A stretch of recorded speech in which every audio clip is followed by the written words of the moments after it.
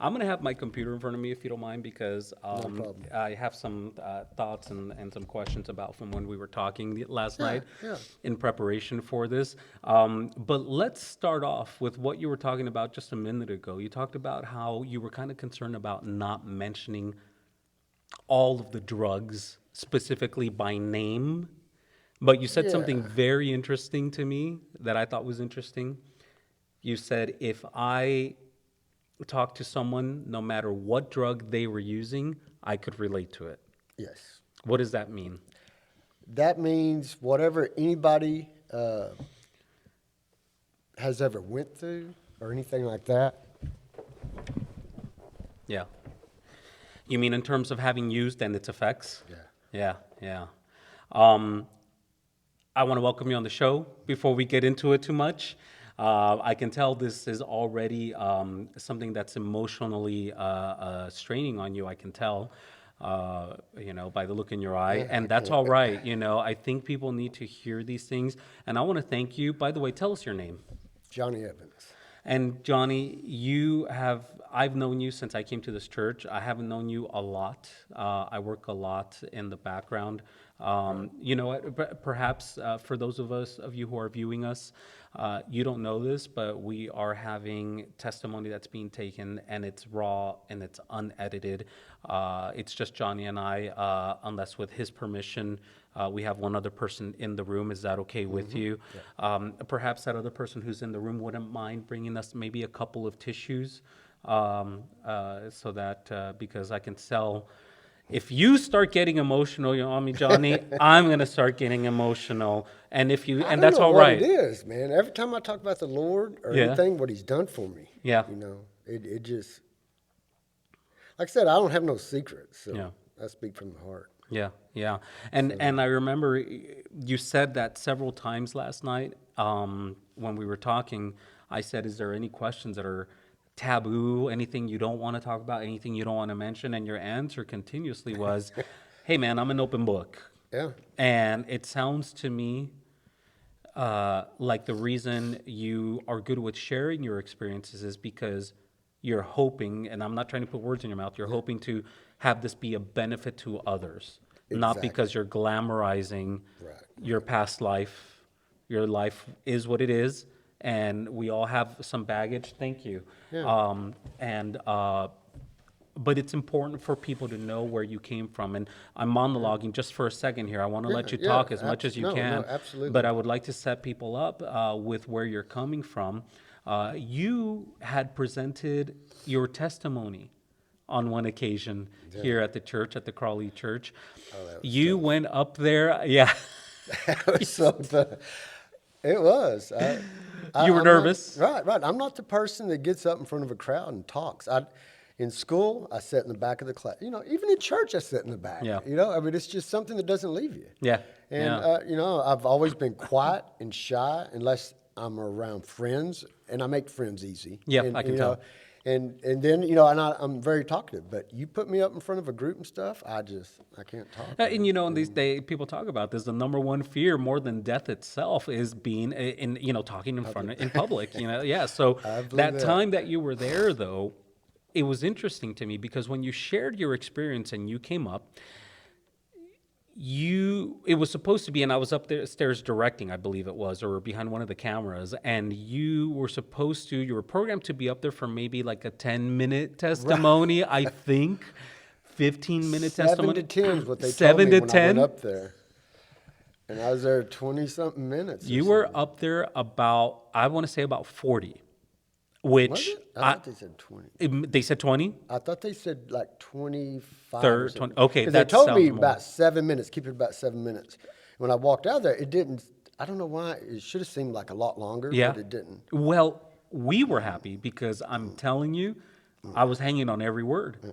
I was hanging on every word. And a couple of the people that I spoke to afterwards were also hanging on every word. And we're going, oh my goodness, as you're talking. And and I would like for you to share that experience, but not quite yet. Before you do, if you don't mind. And I think that was the beautiful thing about it, that instead of getting a regular sermon that week, which, however you view that, I think it was important for people to hear that testimony. And I think if we heard more testimony, the church would be more uplifted and built by that, or edified, I should say. But tell us a little bit about you, because you don't just start getting into drugs. Right. You don't just wake up one day and say, you know what, I think I'm going to try meth or heroin or something, you know? Right, you don't. So you grew up, you had your mom and dad, so you weren't in a single family, right? But you had your mom and dad. Yeah, no, I had a stepsister.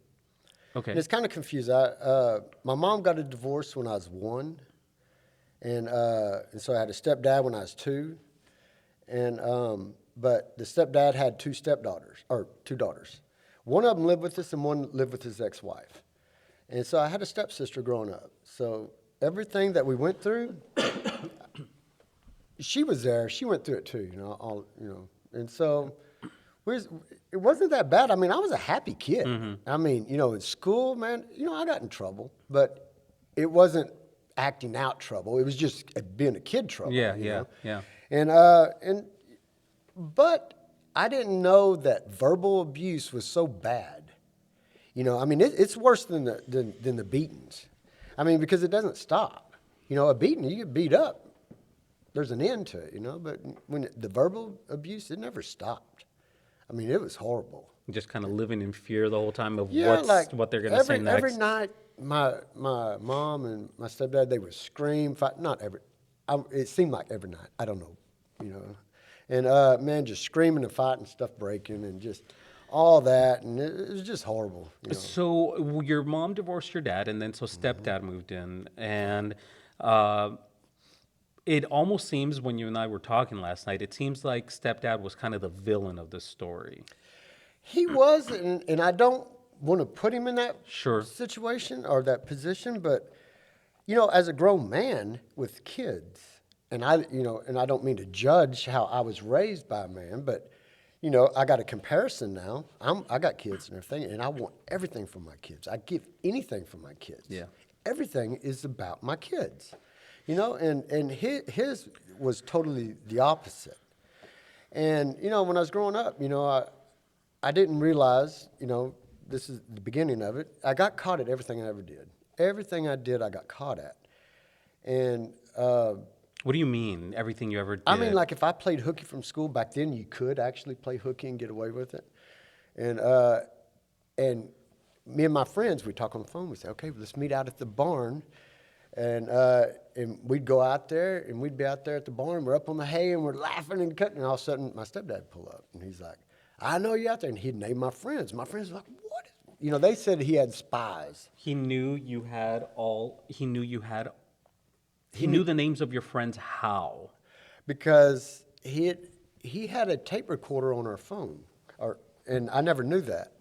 And so everything I ever said on the phone was listened to. When I found that out, I know this is the wrong word, but you almost feel kind of violated or whatever, I mean, because my most intimate conversations with my girlfriend, my first girlfriend, my friends, just everything's so deep and personal. He knew about it, and he'd use that against you at a later time. And I didn't realize that until I got to be a little bit older. Yeah, see, I don't think it's a stretch to use the word violated. That's why we have laws against it. That's why there are laws in place against it. This isn't about me, but I had a similar, experience when I was a kid, and I do understand that feeling of having someone regurgitate back to you the words that you said and that you thought were as private as your thoughts, and now somebody's saying them back to you and using them against you. That can't be easy. How old were you when that happened?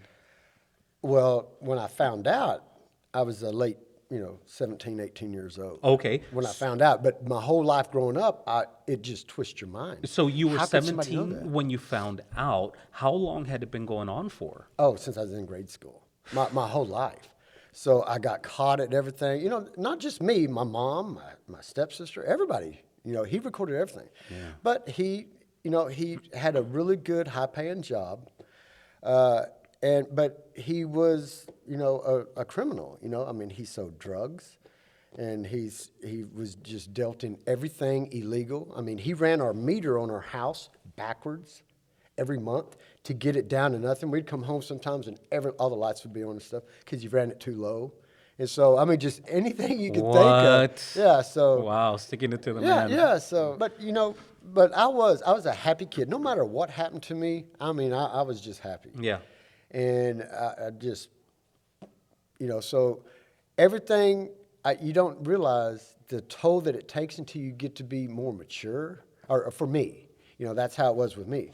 But when I was growing up, the paths I started taking, I didn't realize. Now I can connect it all together. What Yeah. happened with the drugs and. So as I is was that where growing you're up. kind of going with it? That you feel like growing up, that's what led you to get to the drugs? What do you think it was? Was it you trying to escape those Yes. feelings? Was it you Yeah. just rebelling? Or it sounds like it was No, the first one. For me, drugs, and I never stole drugs. I never was a thief. I mean, I was really a good person, and the only thing I ever did really was hurt the people that loved me by what they seen I did to myself. And I did drugs because it took me to a different place. I mean, I liked it. I mean, I would go camping by myself with my dog, and I would do drugs, and I would drink beer, and I would be the happiest man on earth. By yourself. Yeah. Interesting. And I'd sit there and I'd fish, and I love fishing. Yeah. And so we'd be out there, and it just took me to a different place. Even with girlfriends, girlfriends kind of came with baggage in a way, Yeah. and I seen kind of what marriage was like, and so I didn't really. I You're like, chose "No, thanks." drugs instead of girls. Yeah, I had yeah. girlfriends and stuff, but I didn't. Not very long terms. And thank you. And so not very long term, girlfriends. I wasn't serious about nothing. Yeah. And I wonder did you ever experience or experiment with hallucinogenics? Yes. Yeah. Can you tell me a little bit about how that was? Actually, yeah, I did mushrooms. I did acid. I did, every hallucinogenic I did. I did them before school. Well, I only did that one time, but how did you have any experience that stands out in terms I of the did it hallucination? so much that I kind of got used to it. I mean, it was just unbelievable. You got used to it? I got used to it. I could actually walk through, talk to my parents, and walk through and everything. And hallucinogenics takes you to a different world for sure, 100%. Any other drugs doesn't. That does. Can you tell me a little bit about that world? Yes, jumping a little bit forward, when I was 16 years old, we was doing acid. I was driving, and somebody said, "Let's go to the coast." I said, "Okay." So Where were you living? in Burleson, and so it And was let's about go to the Yeah, coast? it was about 4 or 5 hour drive. You talking about down south in Texas? Yeah. So we went. So we started heading that way, and we're on acid. And I'm driving, and there was road construction the whole way. This stands out to me because I can't believe I drove that whole way. And my friends, we got thrown in jail in Refugio. You got caught driving. Yeah. Well, my friend was driving. I was driving real fast. Had a hopped up Camaro, and Winnebago was coming this way. My friend hit my steering wheel, so we went across the highway and went through the ditch and came back over, and I got it back in control, but. They called the cops, and the cops pulled us over, threw us in jail. And I ended up flooding the police station. I thought they was beating my friend. They separated us in jail, and I thought they was beating my friend. And so I took toilet paper, and I stopped at the faucets, and I was watching the water run over, and it was like I was in a different world. So you thought they were beating him up? Yeah, But you because say he was thought. screaming. He started freaking out. He couldn't handle being behind bars, I guess. And plus he was high. Yeah, he was tripping out. But Oh, so you didn't Yeah. think he was I thought he was getting beat up. You by thought the he was way getting beat up, but screaming. not because you were hallucinating, but because I thought he was really getting beat up. it sounded like he was And getting I thought killed. he was going to beat me up next. And so I stopped up the faucets, and the water started overflowing. And the next thing, and I don't know how this happened, but the next thing I know, I woke up the next morning with this guy standing over me, and I jumped off the table, and I landed in water. And there was about this much water in my jail cell. And I was like, oh, man. And then these other guys, I don't know where they came from or how this happened. But anyway, we was on the 3rd floor. The On the third floor, and there's that much water. Yes, and that's why it flooded the police station. It got stopped up. It went over. They walked us from the third floor down to the first floor, and when we walked down the steps, there was moving men with uniforms on, and all the ceiling was tore out. And the carpet was flooded. There was people sucking water up, and all this. There was, and when we went down to the first floor, it was even worse. I was like, oh no. And so Well, then mission they called accomplished. the sheriff had to come back into town. He was gone, and he came back into town, and he was really big and he was really scary. And he said, nobody's leaving this jail till I find out who did this to my jail. So the other people in jail said, hey, dude, we all know you did it. And I just sat there, and they kind of try to think of a way to give me a way out. They said, well, look, you're going to have to say something. Just say you were so drunk you don't remember. And because everybody wanted to go home, whoever was there, and so that's what I did. And These were all inmates. yes, They were on cars. And so then they took us back up, and we was in jail. And I sat there, and I looked, and I said, "Man, that looks like my stepdad's truck." And he pulled out, and boy, he got out. My mom, I was like, "Oh no!" They had drove all night to get there the next day. And you were how old at this age? 16. Oh man. And it was a felony DWI, which they dropped the felony if we paid to remodel the jail. And so my parents paid to remodel the jail. What? So this is when I was 16, and so that's the beginning. That's got to be hundreds. I mean, It was $100,000. $15,000 $15,000 to remodel the jail. in Well, 1982. in 1982. I don't know what the inflation rate is, but at Right. this point, I'm guessing somewhere in the 80,000. I don't know. so That is unbelievable. Yeah, that was my first little deal. So, with your stepdad and your mom, did you have any religious upbringing growing up? No. No God in the my- family at all? My grandma and grandpa on my mom's side were Seventh-day Adventists, and they lived in Keene. And so sometimes we'd get to go stay with them, and we'd go to church, but, I mean, when we was in Sabbath school, we'd sneak out, and, so we didn't, it wasn't like nothing So, but serious. you were We just went there to exposed hang to out it. with my cousins. Got it. But you had been exposed to Christianity, specifically Seventh-day Yes. Adventism, Yes. since you were a kid. For whatever, so it didn't stick? Oh, no, I never gave Christianity a second thought. I was too hyper of a kid, and only, I guess, in my teenage years did I start really giving. Well, the only reason I gave it any thought is when somebody would mention it. And I'd say, man, if you're a Christian, that's good. I'm happy for you. I'm not saying there's not a God. I'm not saying there is a God. I was one of those people Yeah. in the neutral. Yeah. Right where Satan would want you to be. Because I didn't care. Live and let live. Nothing like that. So. Yeah, and I think there is a sense of where, live and let live, and it's kind of like whatever you want to believe, whatever you don't want to believe. And then there's a sense of agnosticism that I think I fell into for a while, which is if there is or there isn't, I'm not sure.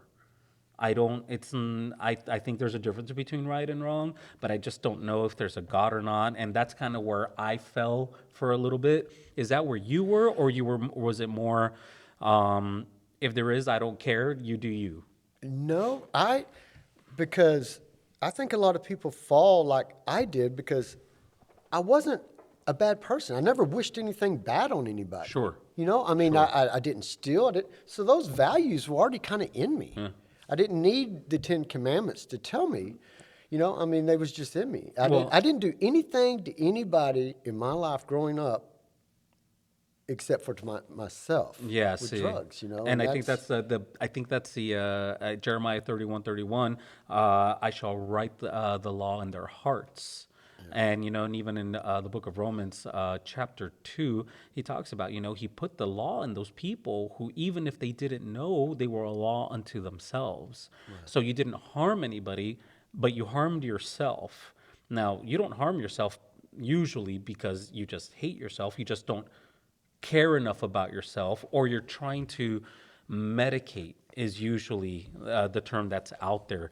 It sounds to me, is that kind of about it? You're trying to self-medicate to escape that growing up stuff, because that verbal abuse stays with you, And It that whole does. stuff about people listening in on you to your private, thoughts and that really can play that trick on you on your mind, like you said. It really does a lot.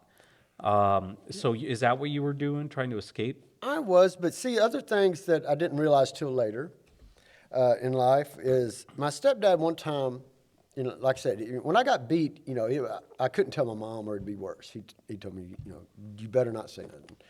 And anyway, one day, I was probably in third grade, and I ran all the way home from school because I forgot to feed and water the dog in the morning. And it just really messed me up. I mean, I was so scared, and so I ran all the way home. I run into the house, and run through the house and turn the water on, fed the dog, turned the water on. The water hose was strung out here to the water, and I started filling the water up, and then the water turned off. And I turned back. My stepdad had pulled his truck up in the garage and shut it to where I wouldn't know he was home, and now I was in the backyard. And I looked at him, and he started coming at me, and so I ran. Anyway, I fell when he's chasing me, and he kicked me so hard in the butt that, like a football, like a field goal. I mean, he kicked me so hard that I didn't cry. I went in like shock, and he cried. That's the only time. That may be one of the only times I've ever seen him cry. He cried, and he held me.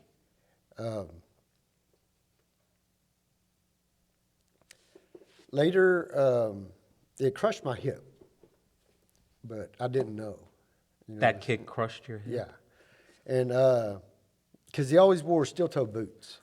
And so when he kicked me, it was really bad, and I grew up like that. And now I had to go up forward. I had a motorcycle wreck, and I was in the hospital, and all these doctors came into my room. They said, look, we x-rayed you.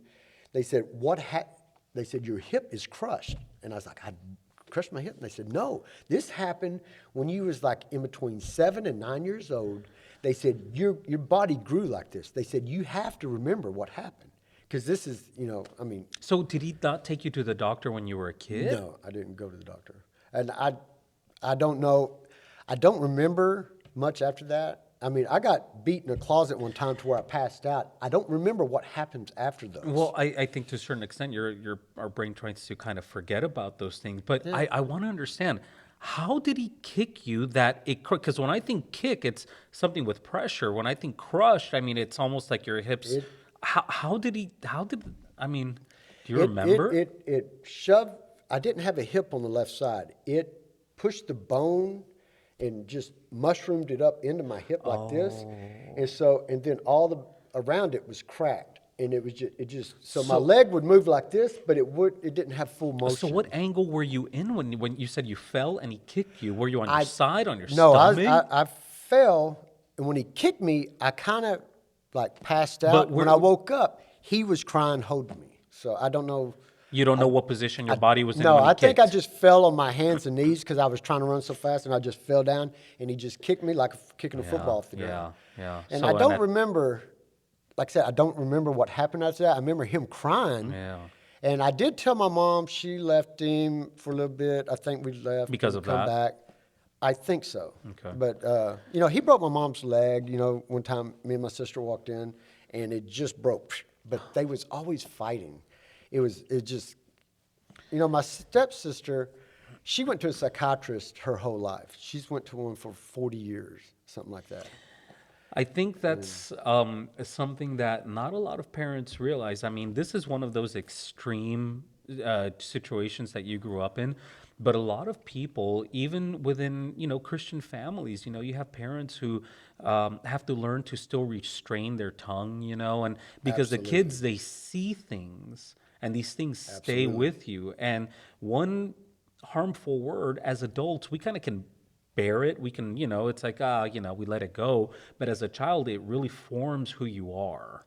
It really does. Yeah. I mean, it really does. My kids, like I said, I have everything about my kids in mind on everything I do. And in your case, the way it formed you was temporary rebellion. You got to escape from it with drugs. But now you use it for the benefit of your kids, for their best interest. Yes, Which, absolutely. and now your kids, they're here with us at church. Yep, And which they work the sound system. they work well, they're on the cameras and they're Yeah, going to get so into the sound system and oh everything. And I yeah, love cameras. them. Yeah. I love what they do. They're just They're good good kids. boys. I've been blessed. I Yeah. really have been blessed with good kids. Yeah. And they, they're just so good. And they're so I'm so bright blessed. and they're so intelligent. Lori and I mean, we love them. We love working with them. So you didn't have any religious upbringing. Now, you came to the point, you talked to me about you getting saved. Now, which is interesting because the way I think of when somebody says I got saved, it's kind of the traditional someone brought the word to me, or I began reading the word, and then I went to join the local church, and I was baptized, and I was dipped in the waters, and the skies opened up, and the angels sang, and light shone down on me. This isn't what happened to you. When you say you got saved, what happened? One thing right before, so I can really show what the Yeah. Lord did for me. Uh, when I was 18 years old, I got another DWI. I got 4 DWIs, 3 DWIs before I was 21, and then I got a BWI, boating while intoxicated. I was actually the first one in Texas to get a BWI, boating while What? intoxicated. And They created it just for you. I was either 22 or 23 when I got that. And yeah, because the game warden had warned me a couple weeks before. He had watched us and seen we was drinking. He said, and he told us that, you can't have beer in the boat anymore. And he told me what day, and I think it's like 5 minutes after 12. They enforced the law at 12, and I got it at 5 after 12. But anyway, so I So had he had 4 of warned those. you. And when I was 18, I caught hepatitis, and I got it really bad. So bad to where, because I was in such good shape at that time, even though everything I did, I was in really good shape, I worked hard. And when I finally went to my mom's house, I said, hey, man, I got to go to the doctor. She took me to the doctor, and they did a test on my liver, and they said that my liver was shot. They said it's, from all the drugs and the beer that I drank. And so I had hepatitis for about 3 months, and I lost everything. I couldn't eat. And the doctor told me I needed to go in the hospital to see the damage I'd done to my liver, but I wouldn't go.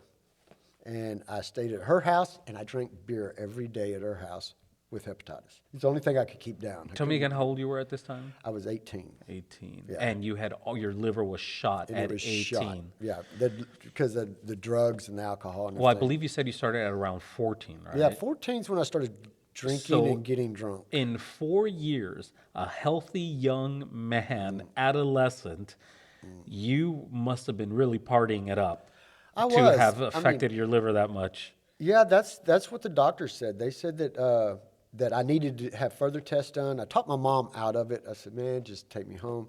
And I drank beer while I had hepatitis. Yeah. I don't know if I You did just anything can never else. heal. Yeah, so that's, but I have to mention this hepatitis thing because, and then all the DWIs. And then when I was 26 years old, let's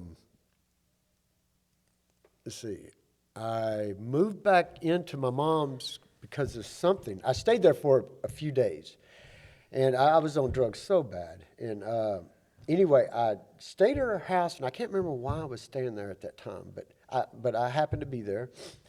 And I was doing so many drugs, and I started having a heart attack. I was in the room, I started having a heart attack. And it was bad. At 26. Yeah, 26 years old. And it was September 9th, 1991, early Monday morning. And anyway, I started having the heart attack. I was like, I laid there for a minute, and I was like, what's going on? And I was like, then when it hit, I was like, I'm actually having a heart attack. My hand went numb, my arm, I couldn't really move it. I got up out of bed, and I walked around, and I could see her light on underneath my door. And I put my hand on the door, and I was like,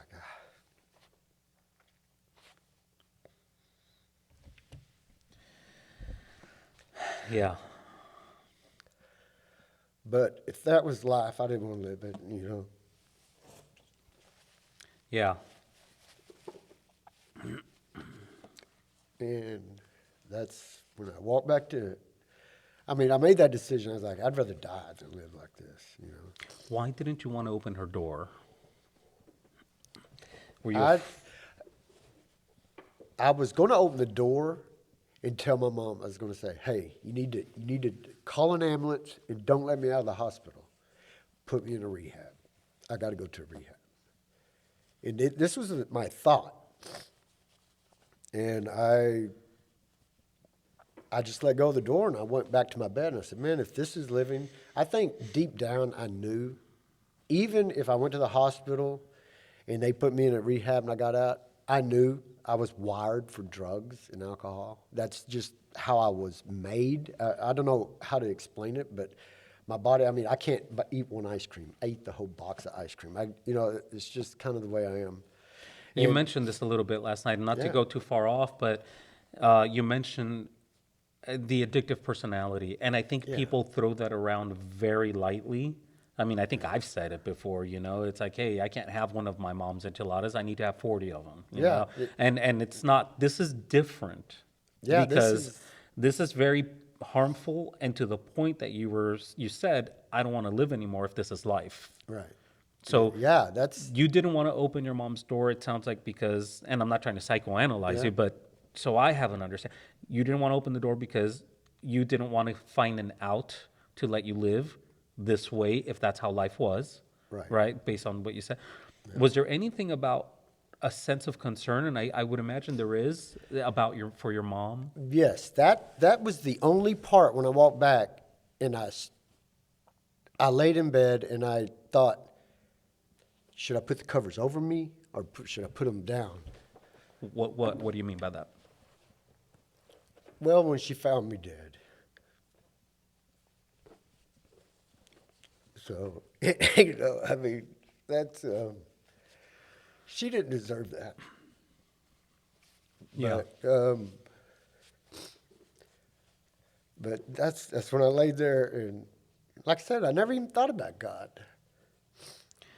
And he spoke to me. Before you get into that, I'm Yeah. sorry, go ahead. Yeah. There's one thing I know in this world. There's God. Yeah. There, you said how this was part of you. This was you. You're wired this Yeah, way. right.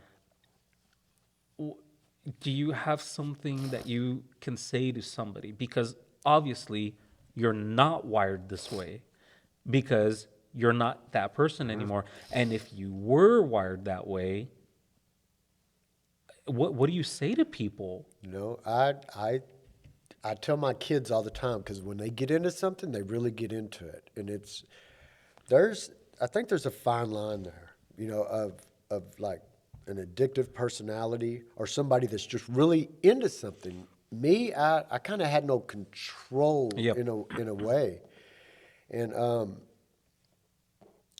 I I don't know. That's something that everybody's got to you got to test yourself to see if you are that way. Well, and if they are, I mean, obviously, I mean, the ending of the story, which I don't think is the ending, but the good part about what you're telling us is eventually God did something for you.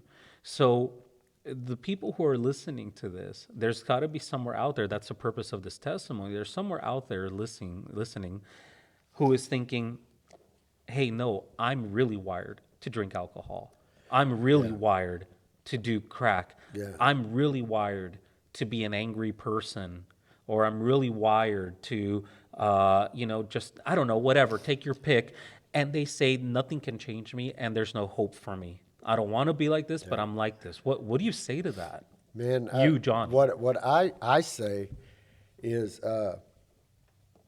when you're laying in the middle of the floor because you're out of drugs and you got one cigarette and half a beer and you start crying and you just reach down in your soul. I mean, you gotta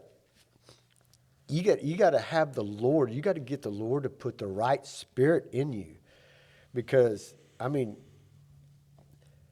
I think I could very easily go back to being wired the same way I was. It's the Lord's Spirit He's put in me, the Holy Spirit, to guide me through everything. And now my addictions are used to better something, to do a better purpose. You know what I mean? I mean, to help somebody. That's the whole purpose. Videos and stuff. I don't do this stuff.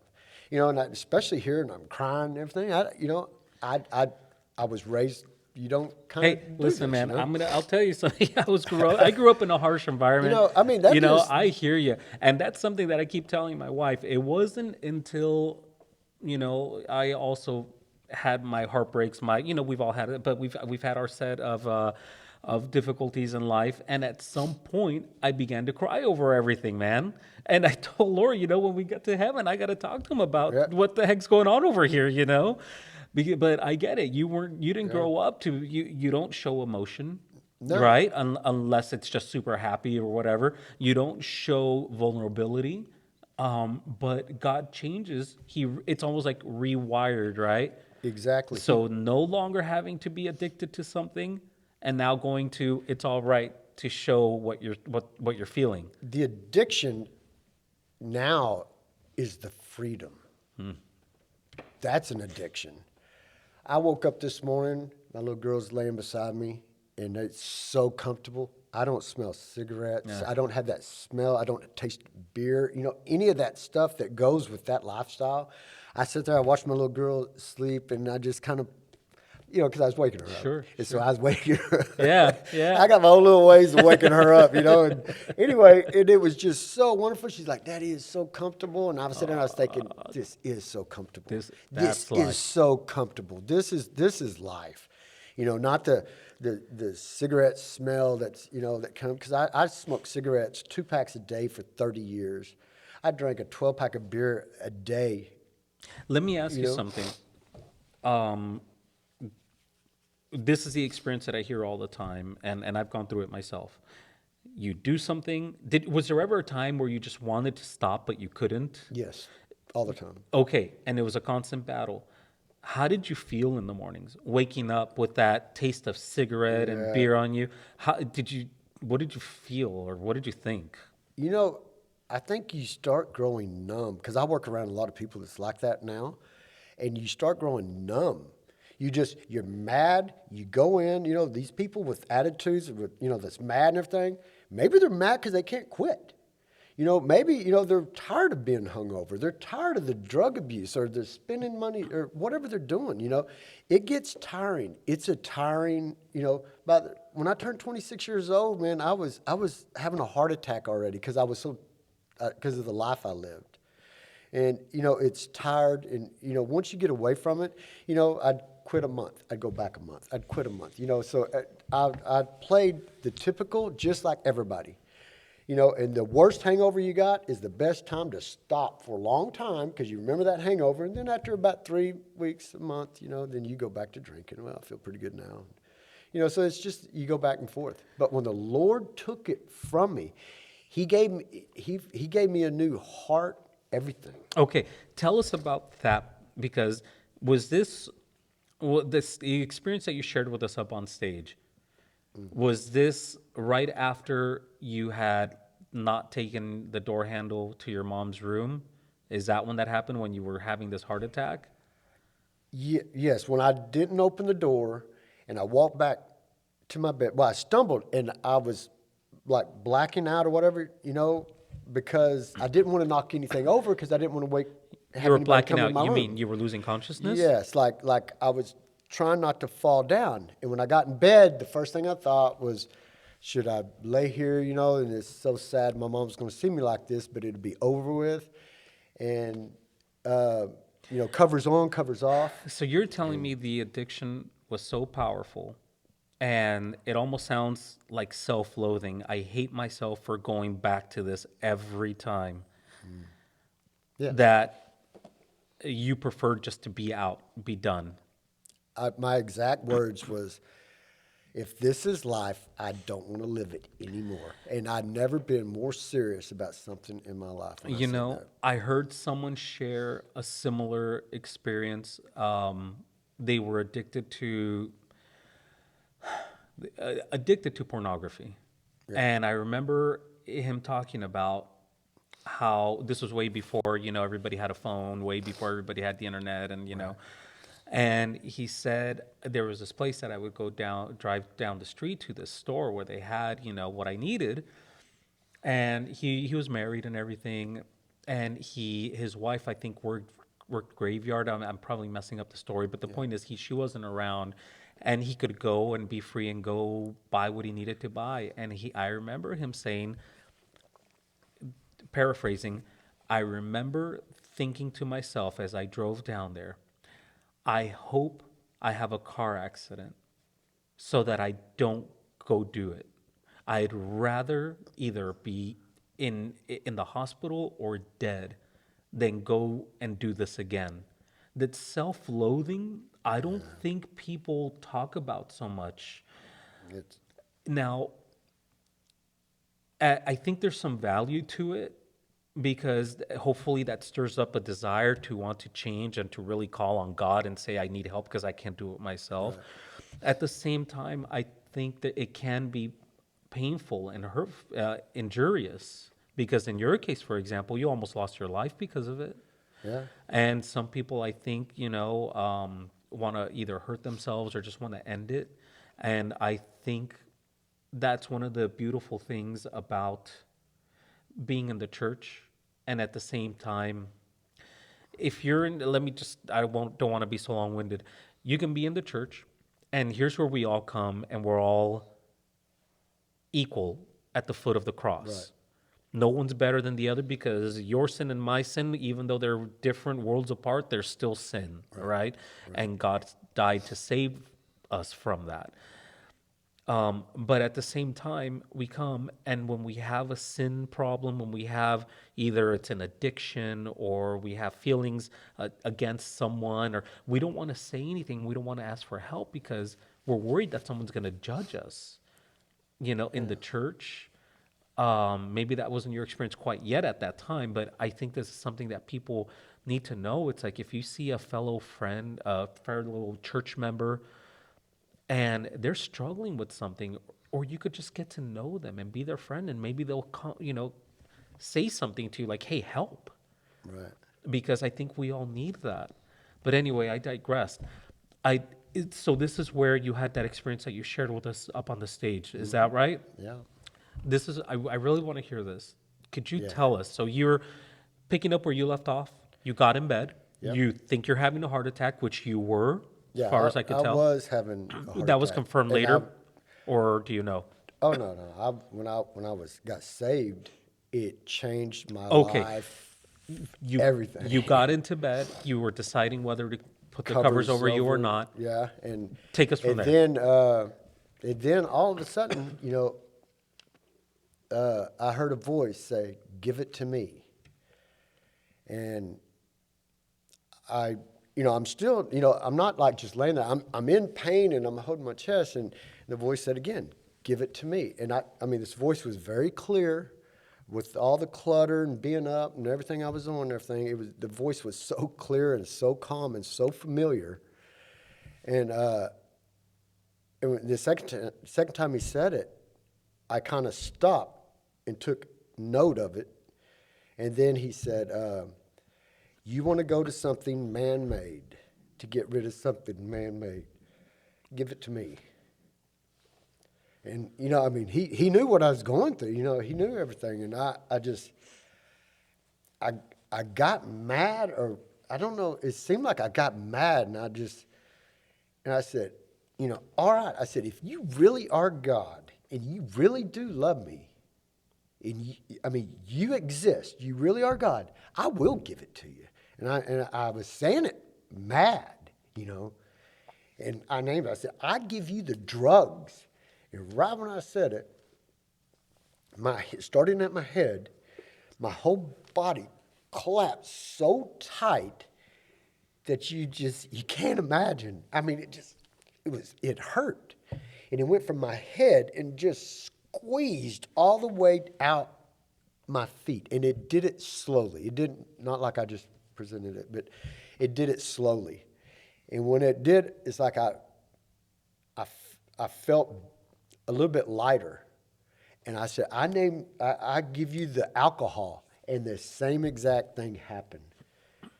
I named three things. I named the drugs the first time, alcohol the second time, and the tobacco the third time. And after he squeezed it that third time, I sat there and And he said, you now have a protective realm about you. Stay within your realm. And then I heard every angel.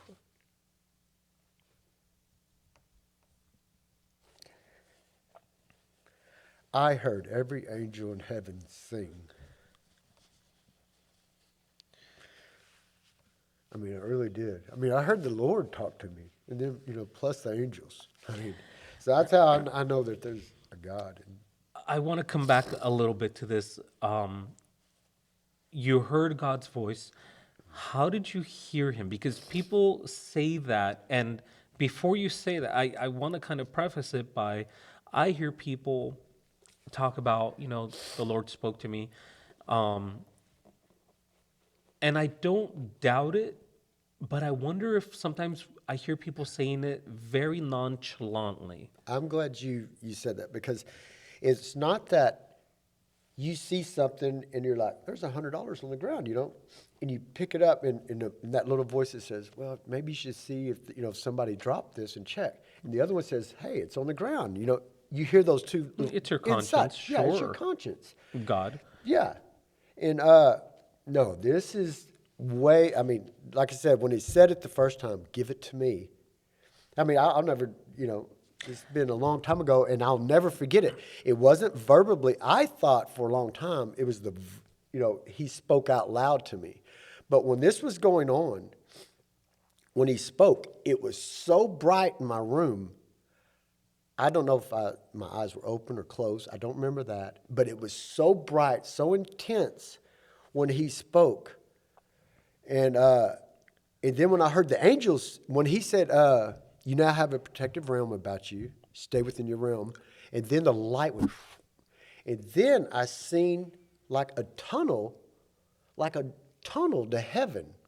But it was invisible, but I could see it. And that's when I heard the angels sing come out of that tunnel.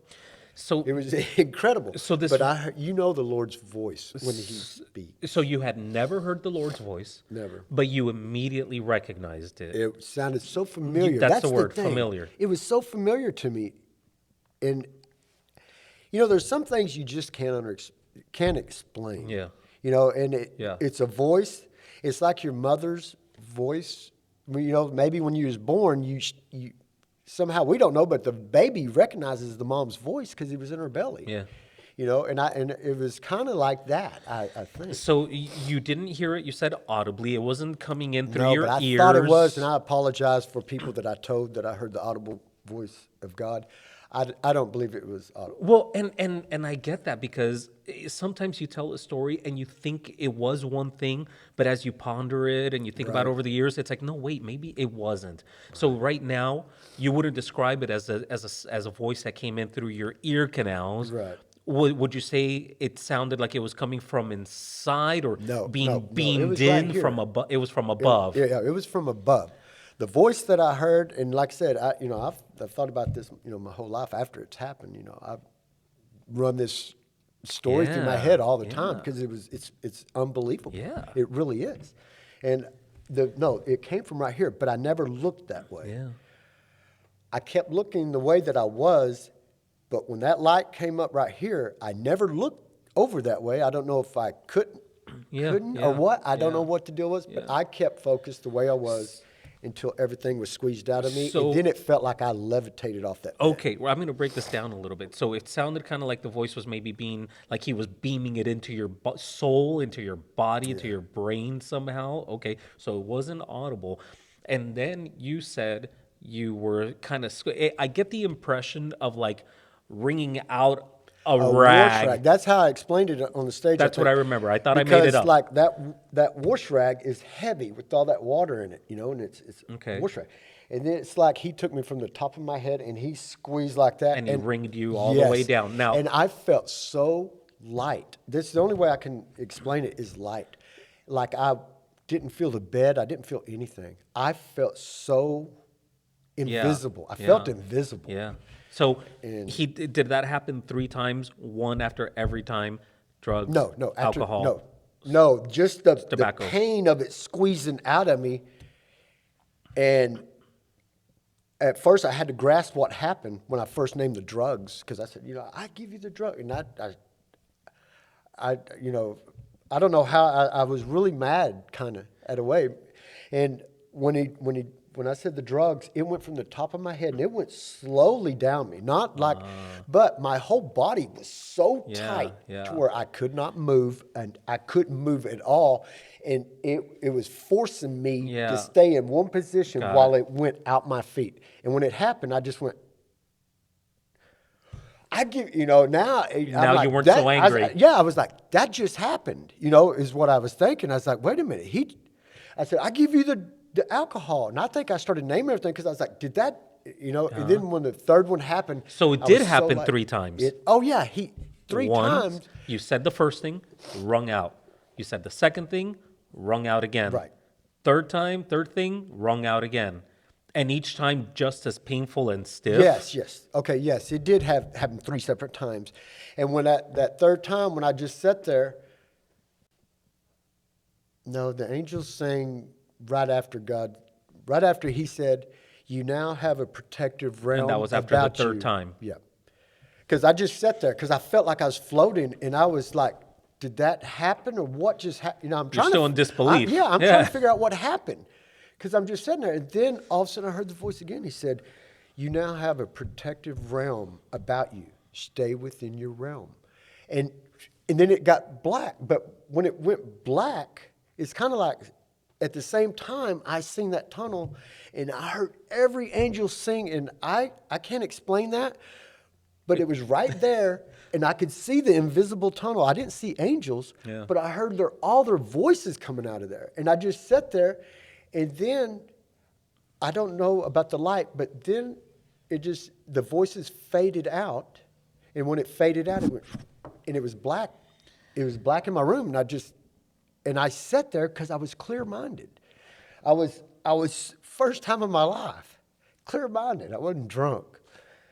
And I got on my knees and I prayed, and it was early Monday morning, and a friend of mine came pick me up the next day that I rode to work with. We did drugs together.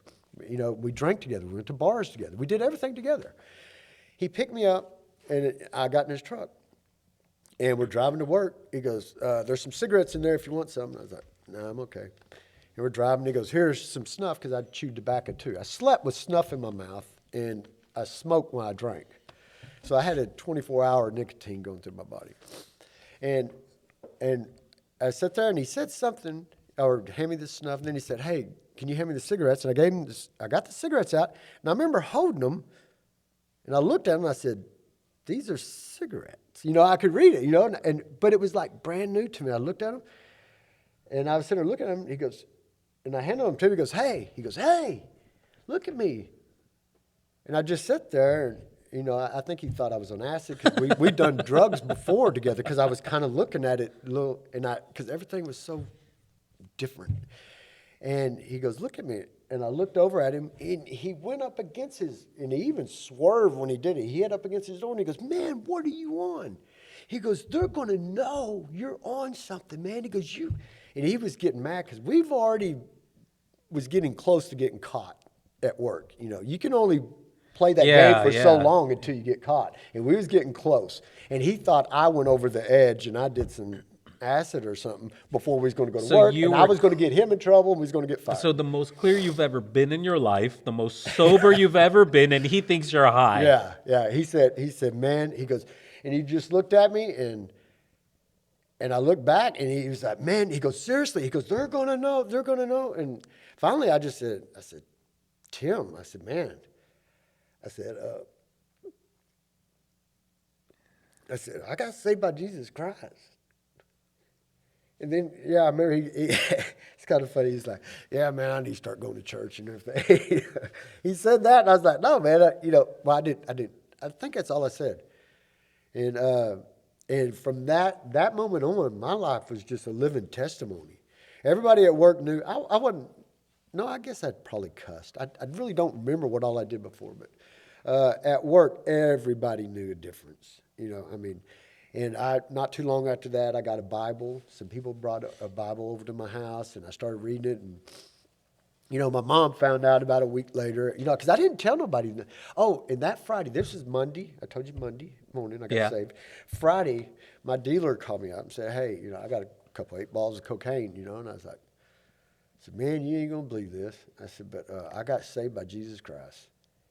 He goes, nah, man, seriously. He goes, I'm going to get rid of, I said, no. I said, You've got to I be did, yeah. joking. And so I told him, he said, oh, okay. And so I sat there and think. He called me back later that night. He goes, hey, man, I'll sell you both of them for whatever, And I was like, no, I'm serious, man. I said, I quit. I got saved by Jesus Christ. And That sounded like your yeah, mantra. That's what yeah, you and just he kept sat telling there, everybody? yeah, and he sat there and later on that night he called me. He said, you know what? I'm sick of this stuff. If you come get it, I'll give it to you. What? Is what he told. 3 times Satan used him to try to get me. He couldn't give it away. No, he couldn't give it to me. Satan tried to give it to me then. He couldn't give it to me. Here you have 2 for the price of 1. Okay, here, I'll cut all that in half. Okay, I'll give it to you. And each time I said Talk no. about attack. So that was Monday. I was attacked Friday. And I truly believe in my heart, you can go without sin for a full day. Because I know that I did it. I know I went, I don't know how long. And anyway, it was incredible. I was being taught everything. And I would laugh and say, what's funny? Thoughts in my head. I just like the Holy Spirit was just, I felt so good that I would laugh just for no reason. There was actual joy. Yeah, there was so much joy in my If I life. remember correctly, that's something that you mentioned that you just touched on just now when you shared your experience on stage.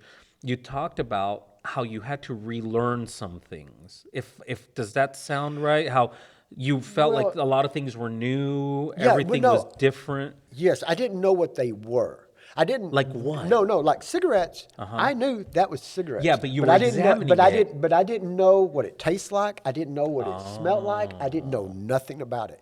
The snuff, I know that's snuff, but I don't know nothing about. I don't know what it tastes like. I don't know the addiction part. And this is something that I forgot to tell everybody.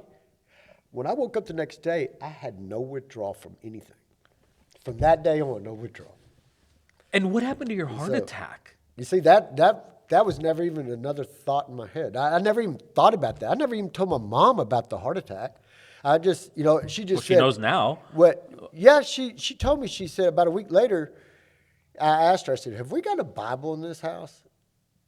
And she said, I think we do. And she started looking. She said, why? I said, I thought I might look at it. And she started crying. She said, we've been praying for you. Is your mother still with us? No, I'm sorry to hear that.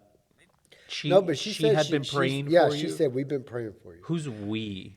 I don't know about that. Was she still with your stepfather? Yeah.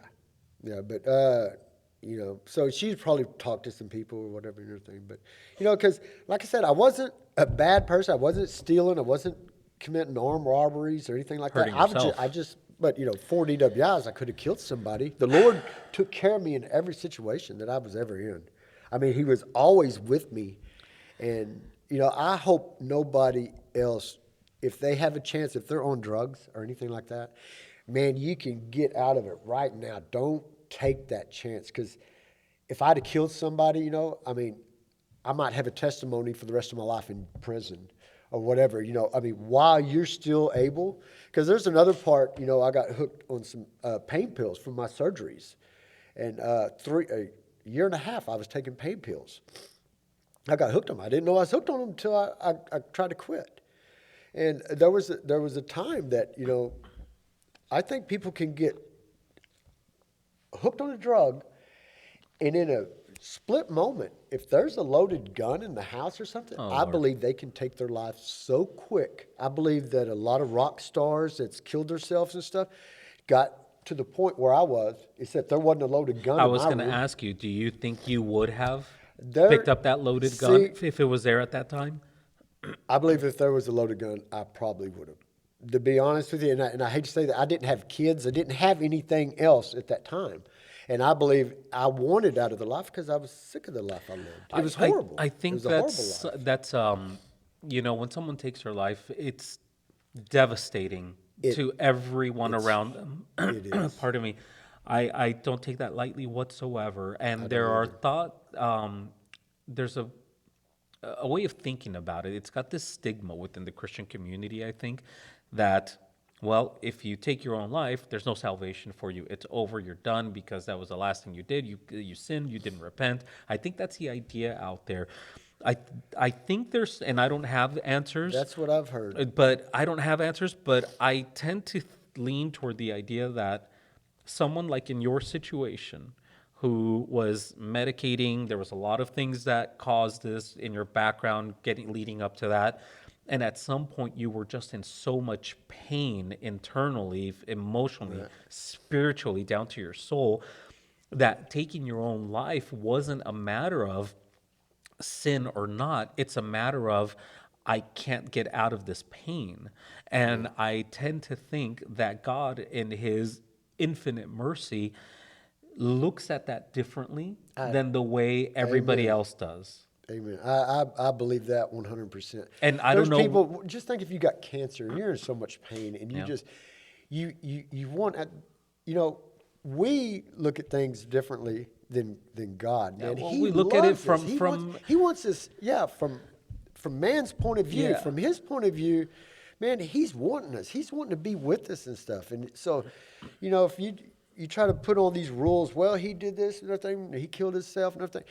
We don't know the way. We know that God is going to judge him rightly Yeah. and justly. Well, you I know? mean, And so we that's don't know what goes on between that.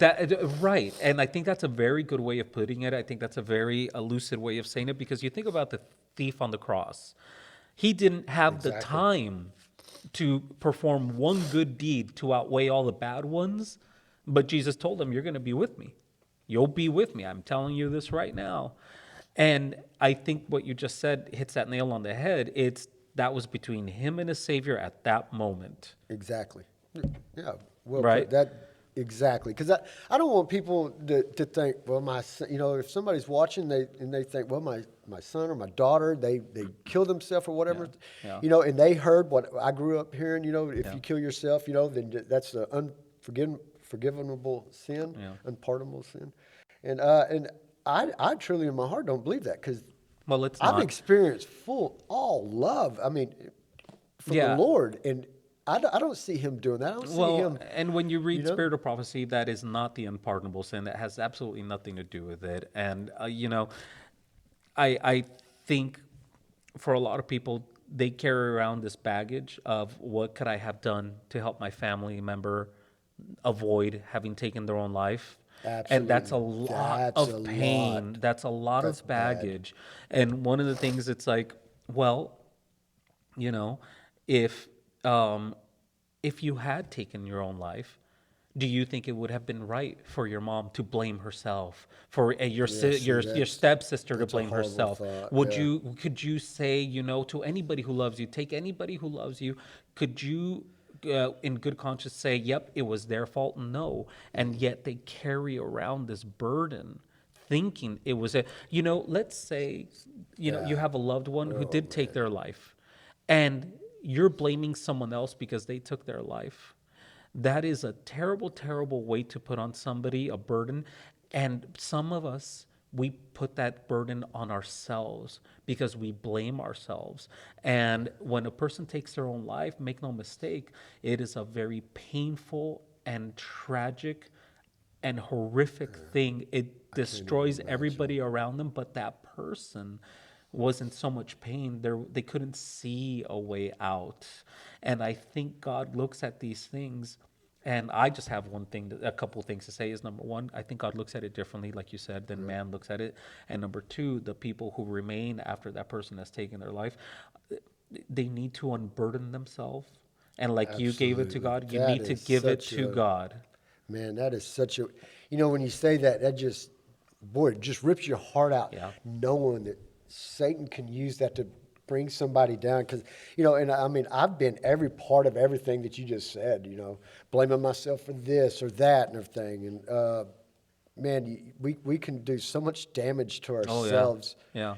And that's if you're going to destroy yourself, then if you're doing a good job, Satan, he's just going to move, somewhere else because you're right where he wants you. Yeah, yeah. Man, always you got to seek the Lord. I mean, I can't tell my kids this enough. Well, one of the things that you said earlier, and we're just about to wrap it up, I think. I'm not sure. Maybe you have a lot more to say. That's totally cool with me. No. One of the things that you said was you you have freedom now, but when you're a teenager or you're a kid, you feel like you have zero freedom. I can't go out. I can't go out to see a girlfriend or a boyfriend, or I can't go party, or I can't, And people think, especially at that age, that that's true freedom. Even adults, we think I have the freedom to go do this and experiment with that, and put this other thing in my body. Would you say that that's true freedom? No. Because when you were in That's the decorating that cage, that jail cell. You're decorating it with all these fun TVs and all this stuff. You sit there. Well, one day that jail's going to shut. it's the illusion of freedom, It's but an it illusion. isn't. So when you were in the midst of all of this, you weren't really free because you wanted to let go of it, but you couldn't. Right. I was hooked, and I wasn't even going out with people. So there's people that's by themselves. I used to do it by myself. Yeah. I would go to the river and Yeah. just go camping by myself. And stuff. in Sabbath school class, that's one of the things that I talk to the youth about, because they're in our class, including your boys, Yeah, whom my I love boys in are in there. class. Adam and Eve, when they were in the garden, and they had the freedom to either touch the fruit or not touch the fruit, Right. to come in and out of the garden as they pleased. As soon as they did what they weren't supposed to, they no longer had that freedom. They couldn't uneat the fruit. They couldn't Right. go back into the garden anymore. Now they didn't have the freedom. That freedom, which anybody that is saved has that freedom, but somebody like me that was a miracle saving in a way, Yeah. has that freedom, but I really recognize the freedom. Well, now you do, Yeah, I really Well, recognize it now. And when you were within that self-made, pretty-looking prison that you just Yeah. talked about, you were almost killed. I've How been many killed- times? I've almost been killed so many times in my life. And we're not that- talking about killed like just in accidents. You're talking about someone wanting to murder you one time, yeah. one time. Okay. Yeah, and, but I mean, I've drowned 3 times. I told you about that. And there just a bunch of things have happened to me. My friends, they cut up, and they used to tell me I had 9 lives because my friends could tell that story better than me because I normally was so drunk that I don't remember it. Were you under the influence? There was one time you said there was a light fixture that fell. Oh yeah, that's when I moved back here. I've almost been killed twice. And one, my friend put his hand on his knees afterwards, and it was almost throwing up. What happened? We was working on a light pole, and he was 12 feet above me. And those A light pole lights- like out on the street? Yeah, a light pole that's on a street, one of those big light poles. It's got the big head on it. Yeah. And it's bronze, Yeah. and it's like 50 pounds or so. Well, this one had a point on it, and he'd What do set you mean it a point? like the head of it went to a point like that, and the light was in here. Well, he took that thing off and he set it on the lift, right here on the edge of the lift. I'm down there wiring it at the bottom, and he's wiring it right here. Well, I'm right underneath right there. This and thing's 50 feet above you. Yeah, he's 12 feet Oh, above 12 me. feet. And this thing weighs like 50 pounds. Oh, I mean, 50 it's pounds, heavy. And all of a sudden he said, "Johnny," I'd never even looked up. He said he just noticed it after it fell, and he said, "Johnny." And he said that when he looked down, that my hand went up, I hit the top of the thing, and I did a sideways flip, and that thing it stabbed into the ground right where I was sitting, right where those wires are, right there. That thing stabbed in. It would have killed me. if What was had it, hit me. grass or mud or what? Yeah, it was grass, but it Pointy, fell. yeah. It fell 12 feet, and the head of it stabbed into the ground. He came down on the lift, and he's like, "Johnny!" And he screamed. I can't believe and he then- had time to say Johnny when it Yeah. was already in the air. Yeah, and he told me. He said, and I said, "What happened?" I said, He goes, "I don't know." He said, "I never." He said, "You went to the side," and he said, it was like kind of like abnormal or something, how I moved. But he said it looked like my hand slapped it like this, and I used the Kind of weight of it deflected it. to And your roll out. friend became physically ill. Yeah, he put his hands, and then he grabbed the plastic that goes inside the light fixture. That's the cap. Here's the light, and this plastic. He grabbed the plastic and he threw it up against the shed, and he broke that, and he just kept his hands, and he had tears in his eyes, and he's like, man, and he just sat there, and he said it made him sick. And then later that day, I was joking with him, and he said something. And I said, oh, you're going to try to kill me again?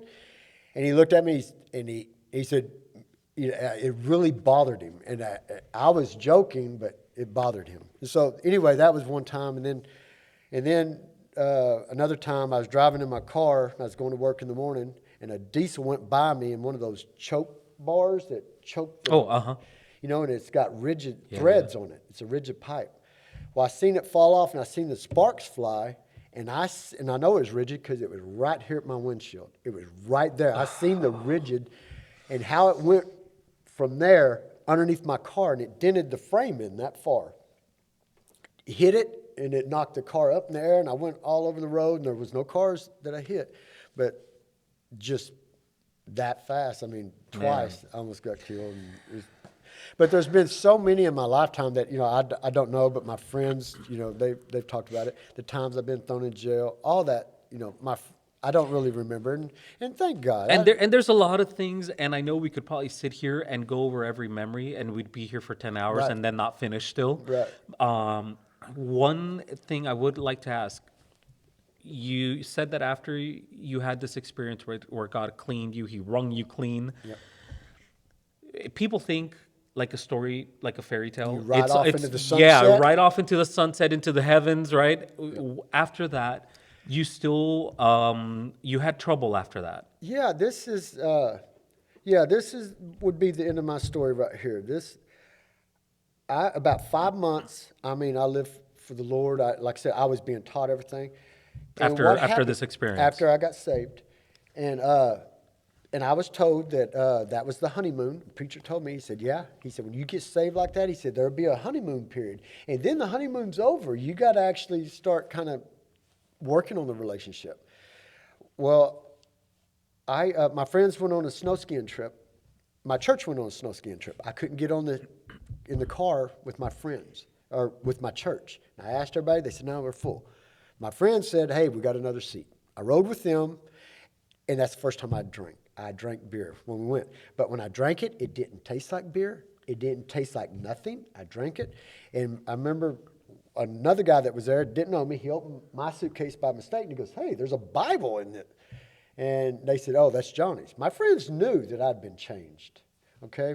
And but anyway, from that moment, when I left that snow skiing trip, I went to church, and I walked in, and I was just looking like, help me. I just felt like stuff was all over me. Now, and everybody was looking and smiling. They're like, hey, and everybody's just walking. I thought they could see it or something. I was like, see what? What was on me? Something was on me. What was it? It was like, the world or whatever. I went, I drank, and I came back, and I felt so bad. I left church that day, and I started crying, and I got a 6-pack. And I rode around, and I drank that 6-pack, and I cried the whole time I drank that 6-pack. And then I started battling it. That's when things changed. I was like, then I was like, how did I drink that beer? And I was like, did I dream? I'd wake up and I was like, oh, I had a dream I drank beer. Whew, wait, I did drink beer. And so then the battle began. So then I started, studying my Bible and everything, but I backslid. Because if you drink, and then after you get drunk and you get down and you pray, you're backsliding. There's no other way about it. In fact, you prayed, yes, and you're praying to take it away from you, but you drank.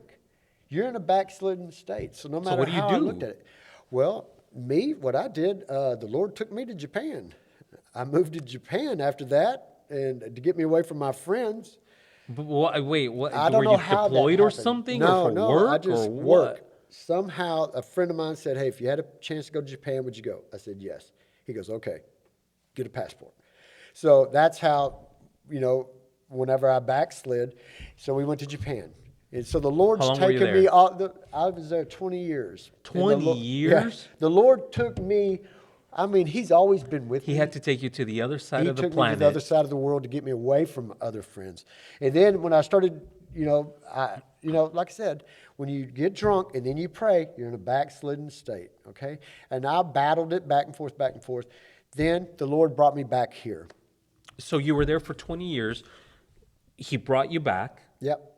When did you join the church? Well, I was going to church in Japan. I was taking my kids to church. When I had kids, that changed me. That's when I started changing When my did you life. have kids? While you were in Japan or Yes, here? when I was in Japan. I had all my kids in Japan, and when I had my first son, Waylon, that changed my life. Now, that backslidden state I was in, there was no Seventh-day Adventist there, though. Okay, I was going to church on Sundays. So to kind of put everything in place, at least for me, from the time you were, when you say saved, that God cleaned you, Mm-hmm. and the time you had Waylon, how many years had gone by? Almost 25 So years, in something those like that. 25 years, you had been backsliding. Yes, But 20 years. 20 About 20 years. years I was backslidden, but I was started going to church. When I say backslidden, I don't know. I just felt, that if the Lord came and I'm sitting there with a beer in my hand, that's That's it. backslidden. Yeah, Yeah. yeah. And so, but I was going to church. I was fighting the fight. you were now. fighting. My son, when he came into this world, I started fighting the good fight again. I wasn't going to be bullied into the position So I it was in. sounded I like you started were fighting for my already son. fighting it, but when I Waylon was. came in, it had almost to have sounds like you had a victory at that point. Yeah, well, no, my heart started changing again. I was like, wait a minute, what am I doing?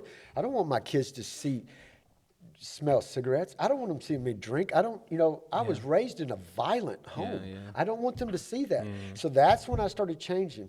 And I think the Lord was prepping me to come back here. And when I came back here, I've went through some trials ever since I've been back here. But I know the Lord told me when it was time to leave Japan. I didn't never think I'd leave Japan. I love Japan, and I wanted to be there. And people say, would you go back right now?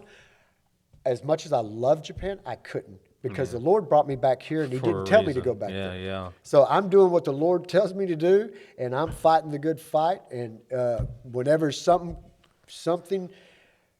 wrong, bad comes in my head, boom, I kick it out of there. I got like a 2-second limit. Yeah. I got to get something out of there. Yeah. No matter what it is, that if it's wrong, I kick it out of my head within two seconds. Try to get it out of there. And so now, how long has it been that you've won this battle?